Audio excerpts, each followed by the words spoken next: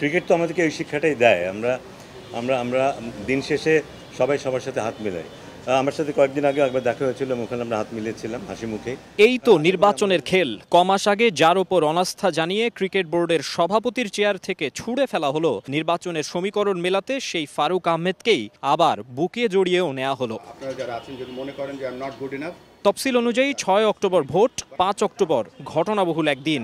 আদালত পাড়ায় সেন দৃষ্টি সবার। সরকারের চূড়ান্ত হস্তক্ষেপের অভিযোগ তুলে তামিম প্যানেল মনোনয়নপত্র প্রত্যাহার করলেও বুলবুল বলছেন সব হয়েছে নিয়ম মাফিক। নির্বাচন করছি, আমার একটা রোল ছিল সেখানে। বাংলাদেশের ক্রিকেট বোর্ডের যে কনস্টিটিউশন আছে, কনস্টিটিউশনের মধ্যে থেকেই আমরা সব করেছি। তিনি গিয়েছেন এবং চেষ্টা করেছি একটা সুষ্ঠু নির্বাচন শুধু না, একটা ভালো বোর্ড যেন আমরা তৈরি করতে পারি।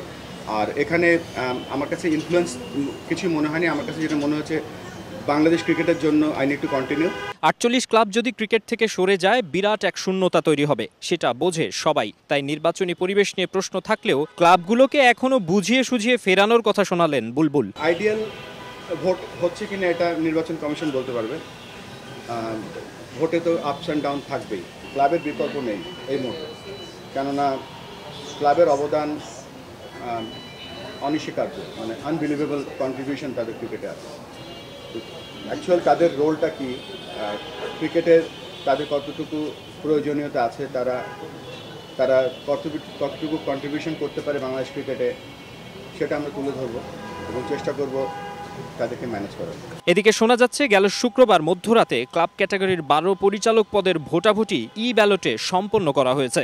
জেলা ও বিভাগীয় ক্রীড়া সংস্থা এবং বিতর্কিত ১৫ ক্লাবের কাউন্সিলরশিপ নিয়ে আদালতের রায়ের পরও অনাস্থার জায়গা কিন্তু পুরোপুরি কাটেনি। আবার শুক্রবার মধ্যরাতের ব্যালটের ভোট প্রক্রিয়া নিয়েও রয়েছে বিতর্ক। তবে এসবের মাঝেই বিসিবি নির্বাচনে সশরীরে ভোট প্রদানের যে আনুষ্ঠানিকতা, সেটির জন্য কিন্তু এই ৫ তারকা হোটেলে সমস্ত প্রস্তুতি সেরে নেওয়া হচ্ছে।